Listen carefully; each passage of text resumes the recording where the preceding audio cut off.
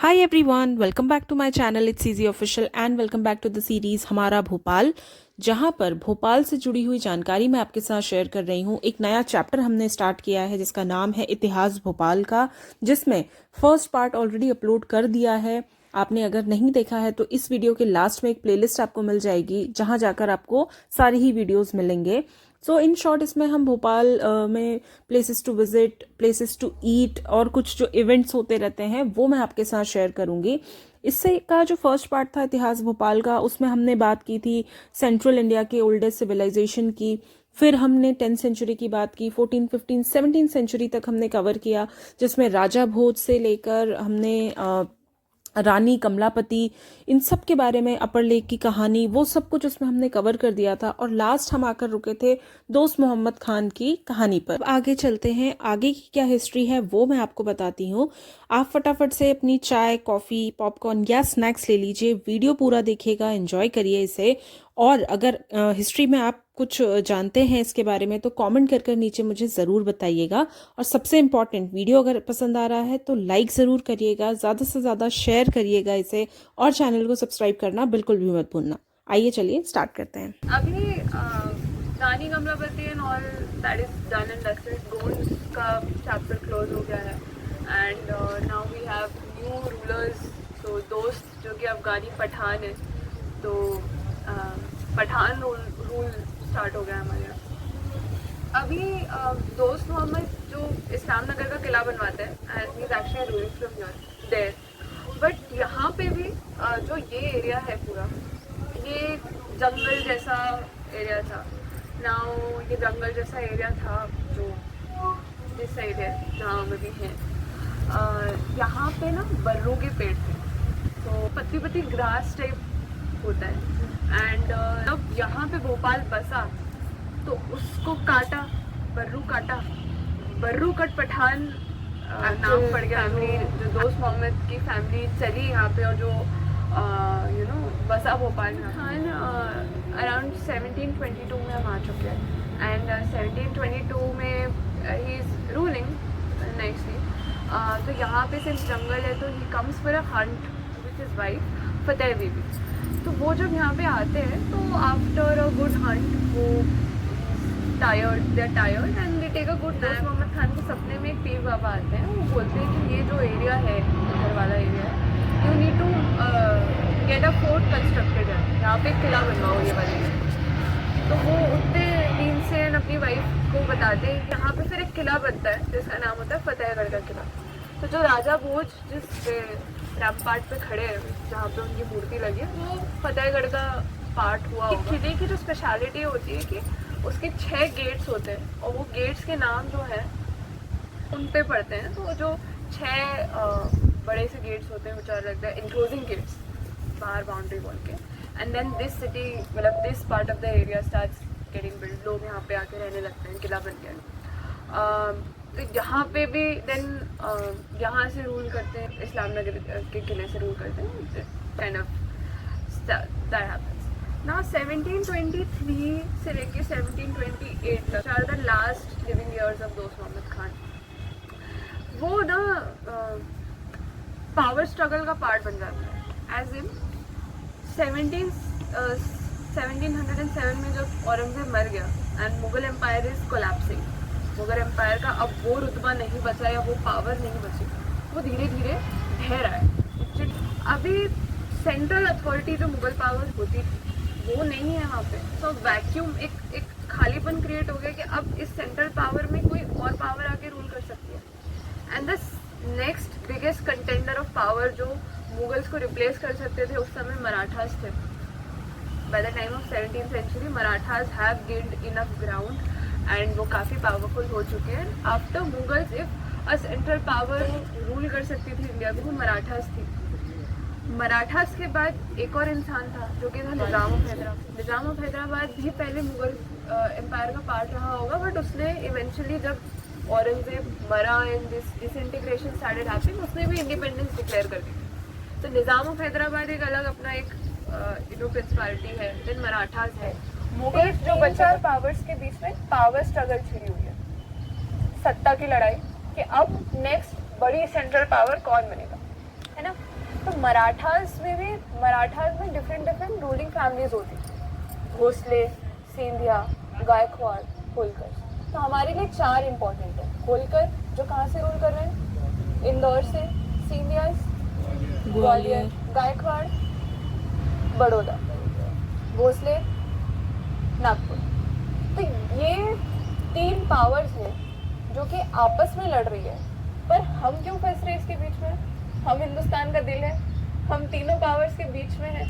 किसी के भी पास अगर मालवा है तो वो दिल्ली पे रूल कर सकता है very easily. They can expand northwards towards Delhi if they have Malwa और central India in their hands, है ना। इधर वेज अगर निज़ाम के पास भी सेंट्रल इंडिया आ जाती तो it's very easy for him to rule in Delhi and like this. तो भोपाल बीच में फंस जाता है तीनों पावर्स। अब they have to play a game of diplomacy कि हम इसका साइड दें। अगर हम मराठास के साइड जाएंगे तो मुगल्स हमें अटैक कर देंगे, अगर हम निज़ाम के साइड जाएंगे तो मुगल्स और मराठास मिलके हमें अटैक कर देंगे। तो ये डिप्लोमेसी का game now Bhopal is in the middle of this. तो दोस्त मोहम्मद क्या करता है, वो एक एनालिसिस करता है और देखता है कि out of all these 3 presently Nizam of Hyderabad is the most powerful. तो वो निज़ाम ऑफ हैदराबाद को भोपाल बुलाता है 1723 में और उनको बोलता है कि मैं आपको 10 लाख रुपए दे रहा हूँ और साथ में अपना एक वादा दे रहा हूँ कि अगर मतलब और आपको इसके अगेंस्ट रिटर्न में मुझे प्रोटेक्शन देना है। मतलब इफ़ आगे चल के मराठास मुझे अटैक कर देते हैं तो आपको मुझे प्रोटेक्ट करना है ना। तो ये उसके साथ एक सॉर्ट ऑफ कॉन्ट्रैक्ट साइन कर लेता है निज़ाम ऑफ हैदराबाद के साथ कि हम आपके साथ हैं, अब आगे से कुछ भी होगा तो you will have to protect us. तो निज़ाम इज़ ऑल्सो वेरी चालाक, चीज़ लाइक कि नहीं मैं सिर्फ 10 लाख रुपए में तो नहीं मानूंगा। तो वो जो दोस्त मोहम्मद खान का 14 साल का बेटा होता है यार, उसको हॉस्टेज बना के अपने साथ ले जाता है एज अ गारंटी कि apart from the money this your son is also a guarantee कि मैं इसको अपने साथ लेके जा रहा हूँ एंड जब वक्त आएगा तो मैं उसको वापस भेज दूँ। तो दोस्त दोस्त सोचता है कि this is like a good peaceful agreement, at least यहाँ पे इसके वजह से मेरे ऊपर कोई अटैक नहीं करेगा, लड़ाई नहीं होगी। तो ये अग्रीज एंड वो इसी सेंस में रूल करता रहता है। बाय 1728 दोस्त डाइज। तो जैसे ही दोस्त मरता है तो निज़ाम जो यार मोहम्मद खान को लेके गया था अपने साथ, वो उसको with army and with enough training Bhopal के लिए रवाना कर देते कि अब आप जाओ, अब आपको you have to be the next nawab. Dost मर गया। तो यार को जब निज़ाम अपने पास हॉस्टेज रखता है तो ऐसा नहीं कि उसको बंदी बना के रखता है, बट वो एक्चुअली उसको ट्रेन कर रहा होता है तो बिकम अ गुड रूलर। क्योंकि निज़ाम अगर अपने लिए कोई रूलर ट्रेन करेगा तो हमेशा उसके लिए लॉयल रहेगा। वो यार को अपने तरीके से ट्रेन करके भोपाल भेज देता है with a certain amount of army, arms, weapons and horses and everything.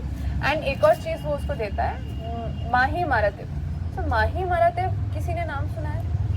हाँ, का बनाया हुआ एक मुगल ऑनर था जो आप किसी को बेस्टो करते थे फॉर गुड सर्विस और फॉर ऐसे ही जस्ट टू ऑनर देम। तो माही मारातिब का एक साइन होता है जिसमें दैट 2 फिशेस लाइक दिस के साथ वो यार को भेजता है। That sign actually becomes the symbol, state symbol of Bhopal. And till 2019 BMC जो भोपाल म्यूनिसिपल कॉर्पोरेशन है उसका भी साइन वही माही मारातिब होता था। Then they changed it to Raja Bhoj. तो अभी प्रेजेंटली राजा भोज का sign is a state sign, but उसके पहले वो तब से लेके अभी तक।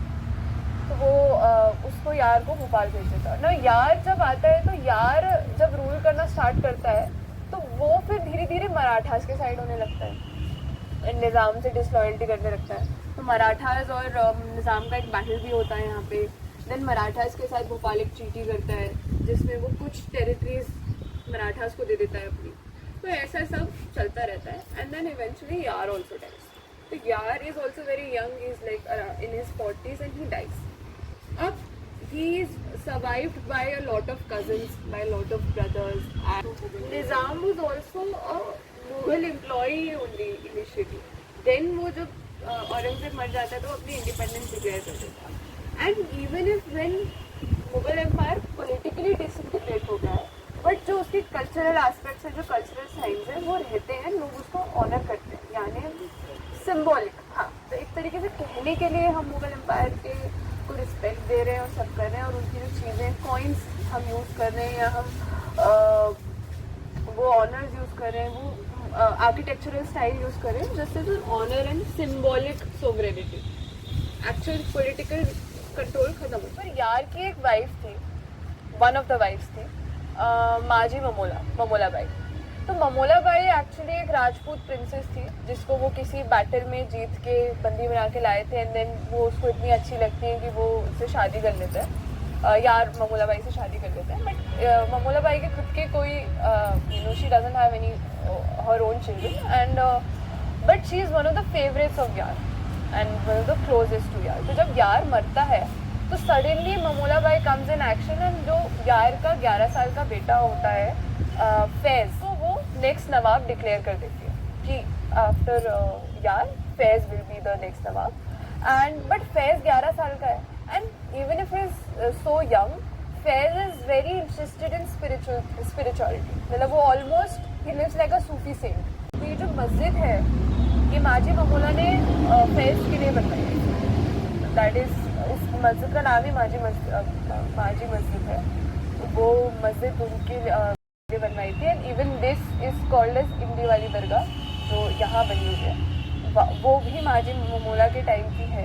एंड वहाँ पे एक इमली का पेड़ लगा हुआ है जो शायद तब से लगा हुआ है। माजी ममोला ऑफकोर्स ये 11 साल के लड़के को उन्होंने नवाब तो डिक्लेयर कर दिया, पर 11 साल का लड़का रूल तो करेगा नहीं। तो माजी ममोला ये बोलती है कि जब तक ये बच्चा बड़ा होगा तब तक इसके जगह पे एज ए रीजेंट मैं रूल करूँ। तो ये जब 18 साल का हो जाएगा तब इसकी हम ताज़ापोशी कर देंगे और तब तक मैं रूल करूँगी। तो एवरीबडी इज़ लाइक ठीक है, मतलब she is in her self very powerful, तो कोई ऐसे ज़्यादा अपोजिशन होता नहीं। तो एक्चुअली मतलब in technical terms Mamola Bai is the first female ruler of Bhopal, जो not in her own right but as a regent rule करती है। And eventually she is such a good ruler that people start addressing her as Maji. So everybody is like okay with her rule. Now Faiz also dies very young. Now Faiz जब मर जाता है then बीच में थोड़ी political instability होती है, तभी भी माजी ममोला is ruling. Then Faiz के बाद Faiz is younger brother Hayat. Hayat becomes the next Nawab. Now Hayat is completely opposite to Faiz, interested in ruling as a very good ruler. तो काफ़ी political instability वाला time है। Mamola Bai kind of takes it care of it, and वो काफ़ी भोपाल को संभाल के रखती है, प्रोटेक्ट करके रखती है। एंड जो मराठास वाला स्केयर था वो सॉर्ट ऑफ ख़त्म हो जाता है। क्यों? तो जब Maji Mamola also becomes the ruler, this is also the time when Ahilya Bai is ruling in India. तो टेक्निकली हमारे सेंट्रल इंडिया में 2 फीमेल रूलर्स हैं जो बड़े बड़े प्रिंसिपैलिटीज रूल करते हैं। बट 1795 में अहिल्या डाइज। तो व्हेन अहिल्या डाइज तो जो होलकर डायनास्टी है वो पूरी की पूरी तरीके से, मतलब जो भी उनका पावर होता है वो ख़त्म हो जाता है। She is not succeeded by great rulers, तो उनका जो भी पावर था वो ख़त्म हो जाता है। तो मराठाज में से जो 4 थी उसमें से एक पावर कम हो जाती है, एंड जो गायकवाड़ थे बड़ौदा के वो भी ऑलमोस्ट अनइंटरेस्टेड हो जाते हैं, बिकॉज वो मतलब बड़ौदा से Bhopal is very far and they like not interested. तो अभी हमारे पास सिर्फ बचते हैं भोसले और सीलिया। तो भोसले और सीलिया आपस में भी लड़ते रहते हैं कि कौन किसको मालवा मिलेगा किसको नहीं मालवा मिलेगा। Then they kind of forge a plan कि हम क्यों ना साथ में मिलके एक साथ मिलके भोपाल को अटैक करते हैं, और अगर हम जीत जाएंगे तो भोपाल को इक्वली डिवाइड करके तुम इतना रख लेना मैं इतना रख लेना। ओके। एंड इस बीच में माजी ममोला रूल कर रही होती है, हयात आता है और ये सब हो जाता है। And this is also a time when one more political power has entered India. कौन होगी वो? एक और ब्रिटिशर्स आ गए, है ना। इस टाइम तक ब्रिटिशर्स आ चुके हैं। तो माजी ममोला के टाइम पे एक जनरल गोडार्ड होते हैं जो कि पूरी इंडिया के टूर पे निकलते हैं। उन्हें वॉरेन हेस्टिंग्स ने भेजा होता है। वॉरेन हेस्टिंग्स कौन थे? तो जनरल गोडार्ड पूरा घूमते हुए मालवा पहुंचते हैं। मालवा में उन्हें बहुत ऑपोजिशन मिलता है from seniors and everybody. Most people attack them also कि अरे ब्रिटिशर्स आ गए। बट जो माजी ममोला होती है शी इज सो फास्ट कि वो ये एनालिसिस कर लेती है कि आने वाले टाइम में these Europeans will be powerful, तो instead of attacking them I should be their friends. तो वो जनरल गोडार्ड को ऑफिशियली फिर इनवाइट करती है भोपाल में और बोलती है कि you know you friends with me, and काफ़ी अच्छे से उसे ट्रीट करती है, होस्ट करती है। अब जनरल गोडार्ड जब वापस जाता है वॉरेन हेस्टिंग्स के पास रिपोर्ट देने, तो भोपाल की एक पॉजिटिव रिपोर्ट सबमिट होती है कि इस एरिया को हमें अटैक नहीं करना है, ये हमारे फ्रेंड्स हैं। So it foundation is sort of date आगे चल के आगे हमारे रिलेशन विद ब्रिटिशर्स के लिए फाउंडेशन माजी मामूला सेट कर देती है कि Bhopal will always be an ally of the British empire and not against. अब माजी मामूला ये एज सच कोई बड़े आर्किटेक्चर उन्होंने नहीं बनवाया अपार्ट फ्रॉम दिस मस्जिद एंड ऑल, हमारे पास और कुछ नहीं है, बट एक उनके साथ काफ़ी इंटरेस्टिंग स्टोरी है जो ये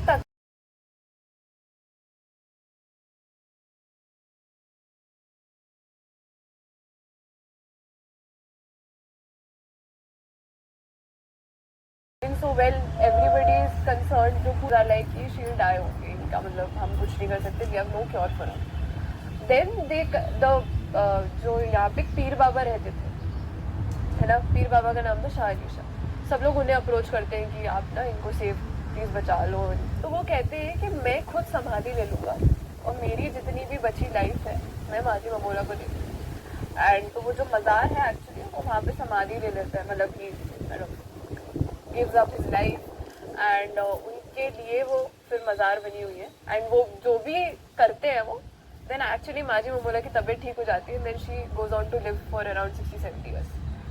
तो अभी भी बोलते हैं that if you have some illness, आपको बीमारी है तो you should go and visit that दरगाह एंड तो आपकी बीमारी ठीक हो जाएगी। तो ये तकिया टापू की कहानी। अभी माजी मामूला के बाद हयात आ गए, हयात के बाद आते हैं घूस। घूस इज द 7th, मतलब अभी चलते चलते 7th पे आ गए। बीच में 1-2 जन और थे बट वो काफ़ी बड़ी फैमिली ट्री हो जाएगी, इसलिए I am not going to those names. हम घूस पे आते हैं ना। Ghaus is also a very inefficient nawab, उसको कुछ करना नहीं आता है। ही इज़ ऑल्सो ऑलमोस्ट हमेशा रहता है एंड लीस्ट बॉदर्ड। इस समय जो सीलिया और होलकर है, ये जो मैं पहले बता रही थी कि ये लोग मिलके अब अटैक करेंगे, ये वाला प्लान इनका फाइनलाइज हो जाता है। एंड 1812 में सीलियाज जो है, सीलियाज और भोसले मिलके, दोनों की आर्मी मिलके भोपाल पे अटैक करती है। दोनों की आर्मी मिलके अराउंड 80,000 की आर्मी होती है and Bhopal only had an army which had 11,000 soldiers. 80,000 versus 11,000। Now घूस इज़ वेरी इनएफिशिएंट, बट इनके दरबार में एक मिनिस्टर होता है वजीर, तो वजीर इज़ वेरी फोरसाइटेड। तो वजीर समझ जाता है कि यार ये तो गड़बड़ होने वाली है और हम लोग 80,000 की आर्मी पे के सामने फेस टू फेस तो बैटल करेंगे तो हम हार जाएंगे। तो वो बोलता है कि जो हमारा फतेहगढ़ का किला है इसके दरवाजे बंद करवा दो, पूरी प्रजा अंदर है, पूरा का पूरा फतेहगढ़ किला बंद करवा दो। 6 के 6 दरवाजे बंद हो जाते हैं और जैसी मराठा आर्मी यहाँ तक पहुँचती है किले तक तो दे आर लाइक कह रही है तो किले पूरे बंद है, मतलब पूरा बंद है, हम अंदर कैसे घुसेंगे। तो और काफ़ी ऊंची ऊंची दिवाली होती है तो देर लाइक हम तो अंदर जा नहीं पाएंगे, तो वो वहीं पे घेराबंदी कर लेता है। किले की बाउंड्री वॉल्स पे घेराबंदी करके पूरी की पूरी 80,000 आर्मी ऐसे घेराबंदी करके बैठ जाती है। अब हमें रोज़ इनका किला मतलब गेट्स तोड़ने की कोशिश करनी पड़ेगी। एंड उसके बाद ये जो घेराबंदी है ये 9 महीने चलती है। For 9 months the entire Bhopal is enclosed inside Fatehgarh का किला and the Maratha army is standing outside। हर दिन वो लोग कोशिश करते थे कि हम किले की दीवार चढ़ के अंदर घुसते हैं, तो अंदर से लोग क्या करते थे कि गरम गरम पानी, उबलता हुआ पानी उन लोग पे डाल देते थे। अब इन लोगों के पास सिर्फ 11,000 आर्मी है, धीरे धीरे वो भी कम होकर अराउंड 5-6 हज़ार हो जाती है। इन लोगों के पास हथियार भी नहीं है, बहुत कम सप्लाईज है बेसिक।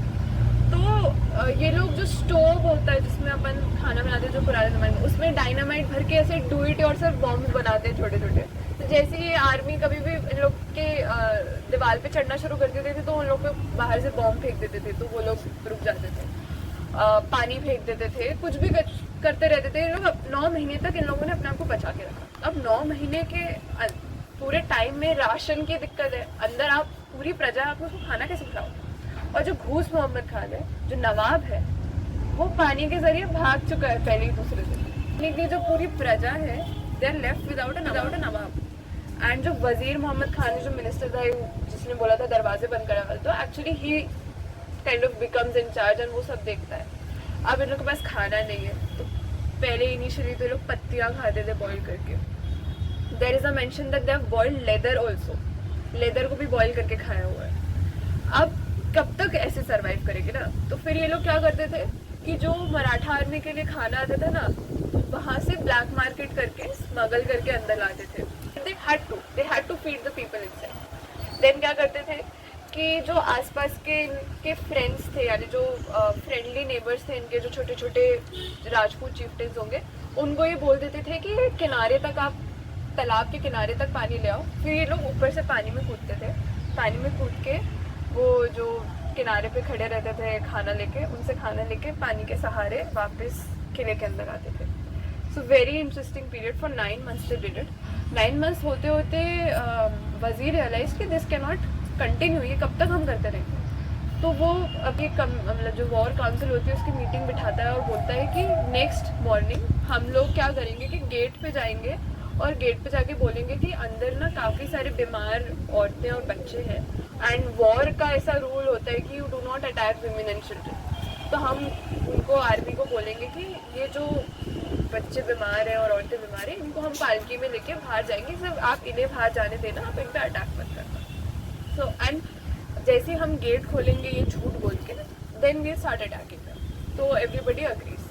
तो नेक्स्ट मॉर्निंग जब होती है तो ये लोग ऐसे ही करके गेट खोलते हैं, झूठ बोलते हैं। बट जैसे ये लोग गेट खोलते हैं तो they were expecting an army of 80,000, वहाँ पे बचते हैं 2-3 हज़ार लोग। क्यों? क्योंकि इन 9 महीने के बीच में ये लोग भी तो बाहर बैठे हुए ना, तो इन लोग की आर्मी में कोलेरा फैल जाता है।